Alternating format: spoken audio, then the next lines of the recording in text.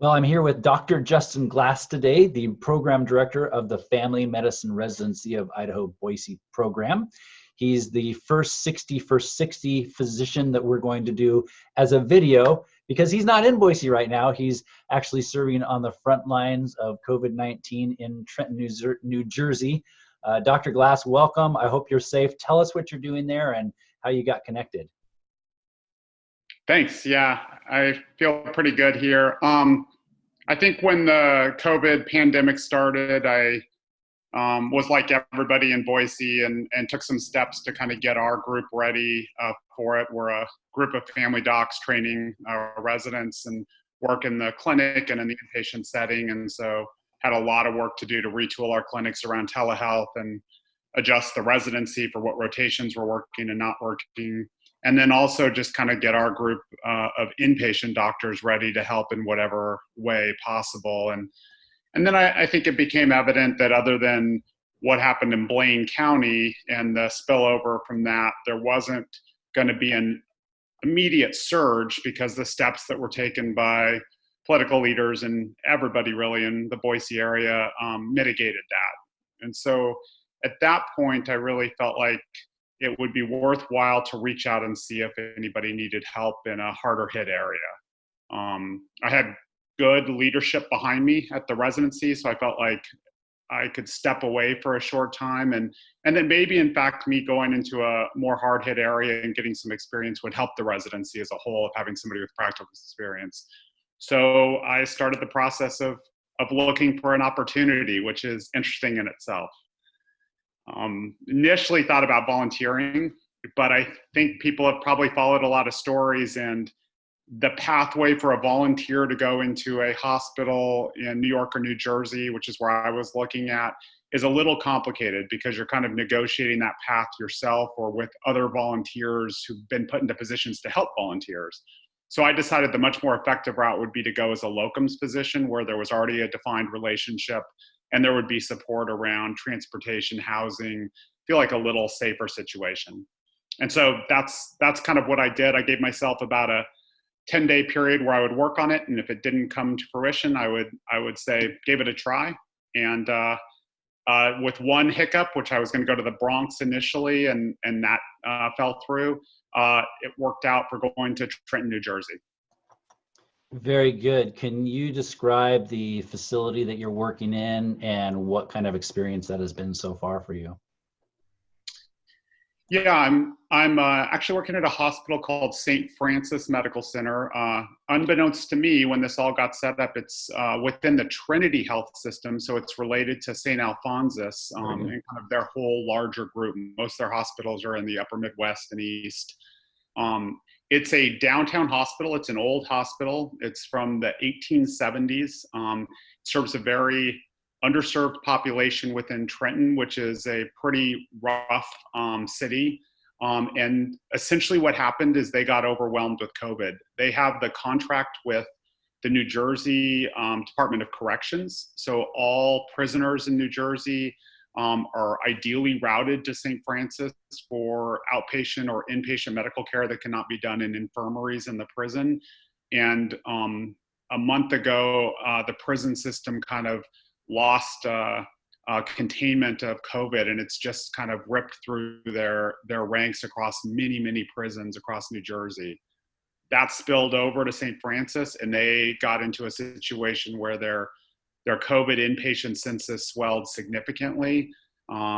Usually in the whole hospital, it's not a big hospital, they may have 70 inpatients, and there's now 50 COVID patients or I think 53 this morning among the 90 some inpatients. They have an ICU, it's only 12 beds. They overwhelmed that. They had to open a kind of mothballed CCU, which has 12 beds, and they have both of those running full speed. They had one hospitalist at night who was covering the ICU, the floors, and we're finding that hospitalist was getting run ragged, very sick patients, and they decided to add a second hospitalist for a month, and that's the position I walked into. Very good. I'm sure there's some heartbreaking stories that you're already hearing about and experiencing, and how are you seeing this affect the clinicians and other healthcare workers on staff, and how are they kind of managing that stress themselves? Yeah, it's actually been a pretty powerful part of my experience here is walking into a medical staff that I didn't know, walking into a nursing staff, an RT staff, a lab staff that I didn't know. And I have to tell you, everybody is leaning in hugely. People are working a lot of overtime. There's a lot of risk. And I've really seen just complete unified teamwork effort to take care of folks. The population is largely African American, Hispanic, prisoners, nursing homes, ALFs. The number of patients who are very sick with COVID is beyond impressive. It's really hard to kind of wrap your head around. And I think one of the reasons that this has been a great experience for me is they just adopted me immediately. Is thank gosh you're here. What can we do to help? Let us get you flowing with this tricky little downtown network hospital that's wrapped in multiple buildings, hard to find your way around. I've loved them. And in fact, there's a couple other St. Al's nurses out here who are helping out with the effort as well. So a little bit of home, Idaho. Very good. You brought a little bit with you. That's great. When you think about eventually returning and sharing with residents and other faculty and staff some of the lessons you've learned, what do you think that you're going to bring back most that can provide some lessons for the future and maybe even for the present as we begin to deal with this ourselves? Yeah, I mean, I think there's the level of just the direct medical care of what does COVID look like when it gets severe, when you're admitting patients. I'm admitting a lot of patients with COVID pneumonia, with sepsis from COVID. Had 9 admissions overnight last night. There's a spectrum of this disease that is pretty impressive, from pulmonary to constitutional to GI symptoms is the main thing bringing patients in. And so just the spectrum of what the disease is, what the suspicion you need to have for the cases is, has been great for me from a learning perspective. One of the sad things and hard things is just what our treatments are that are effective. There's not a lot right now that is panning out that is effective. We'll hopefully have more positive trials like we had a couple days ago and start to see more options for that. But being able to bring back some of that just practical medical care. I've done a lot of ICU care here, which is good for me. I do a little bit of ICU care, working side by side with the critical care docs at St. Al's normally. Here, there's just one critical care doctor in the whole hospital who works days and does consults. So the 2 hospitalists at night are doing, all the ventilator management, all the pressers, all the work on just trying to find those wins in the ICU that are good. And then probably one other thing I'll bring back is there's an internal medicine residency here. It's the Seton Hall Internal Medicine Residency. And that's been a phenomenal experience for me as a program director to step in and be able to be faculty in a different residency, in fact, a residency in a different specialty, and see how they're handling it. And the Trinity system and St. Francis have leaned heavily on the residents. They've pulled out of outpatient rotations. They're now staffing the ICUs day and night. They're staffing the new CCU day and night. They're just doing a huge amount of the workload, and all of us are being as careful as we can about PPE, of using video capabilities, of having 2 people do an exam instead of via 1 set of PPE versus 2 people do it via 2 sets. And so just a lot of learning about how do you take care of patients and also keep a hold of that PPE.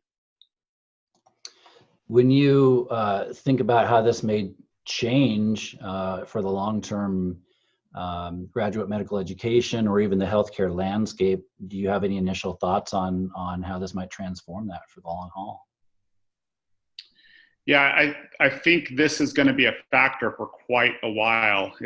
It's harder to sense that in those small, spread out Western states than it is out here, but it's going to be something that's going to be with us, I think, for a good part of this next year at a minimum. And just how do you structure residency training or GME training right now in the face of this in some of these harder hit places where telemedicine's replaced many specialty clinics where elective care is kind of being deferred, and hard decisions are going to be being made about how do you reintroduce that? What's the status of that? How do you even bring in new residents who travel from, for example, I have an intern coming from New York State who's going to be joining us in June, and how do I safely bring her on as a resident and get her through kind of a quarantine and switching across the country step. And so I think we're going to see some continued flexibility in training rules and in using residents for the most pertinent, most important things that are facing us. And you talked a little bit at the beginning about how you started to set some things up telehealth for the residency and the family medicine health clinics. What other adaptations back home here in Boise has your institution already made? I think that's probably the most dramatic one. Is we have changed the whole educational focus to be for telehealth for anybody who's older or has comorbidities, for any visits that don't have to happen in person, to kind of help with the social distancing and teaching how do you do medicine across a telephone call or a telemedicine video / telephone call link. And that's been good training. The second thing is, how do you handle a specialty? Family medicine has to train in a lot of other specialties. There needs to be some dermatology time, some sports medicine time, some geriatrics time, just kind of on down the list. And how do you do dermatology, for example, where dermatology clinics are skeletons of what they were just a little while ago, or the dermatologists themselves doing telemedicine.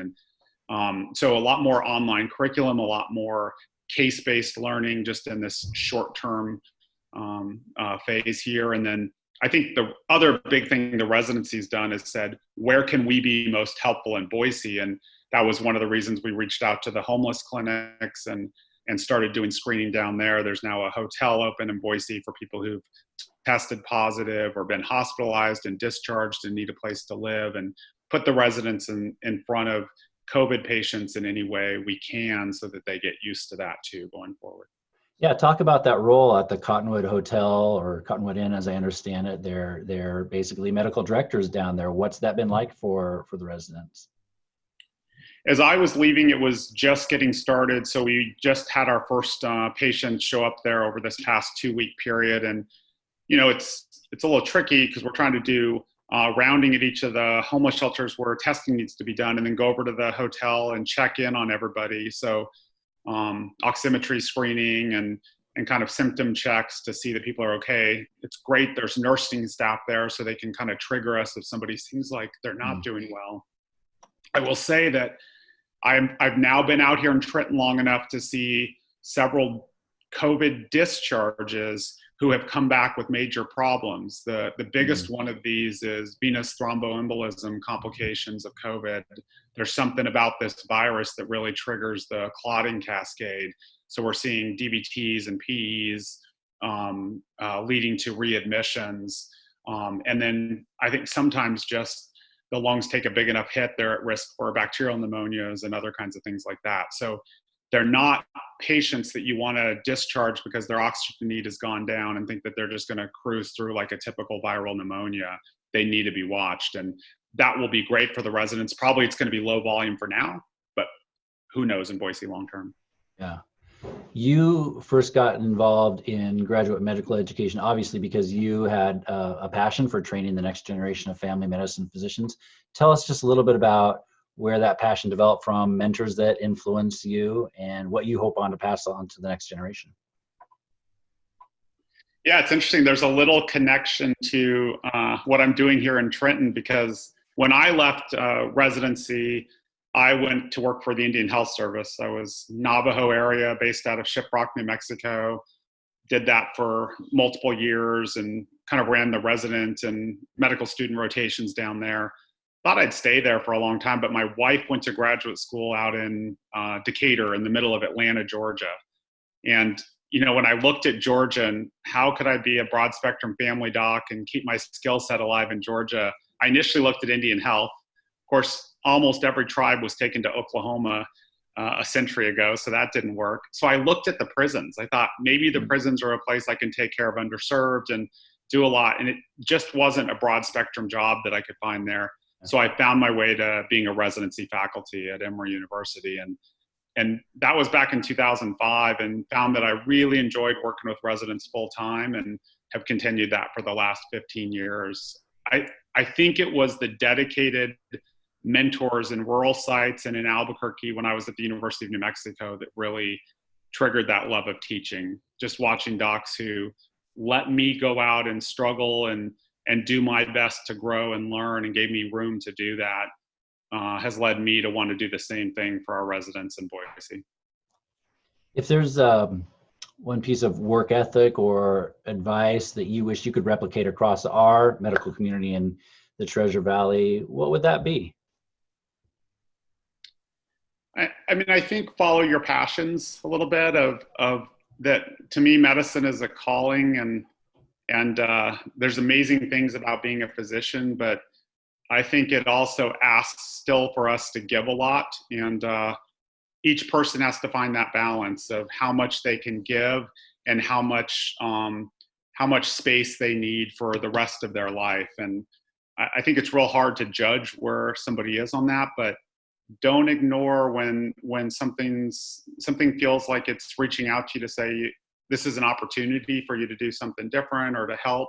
And I think the COVID pandemic is going to throw opportunities at us in spades, whether it's a mental health provider who's now doing regular sessions to just let people check in, the Ada County Medical Society with all the efforts to say what's the well-being of physicians in this community, to a physician who used to do inpatient care and just wants to go through the steps of, am I ready to do that if I was really needed?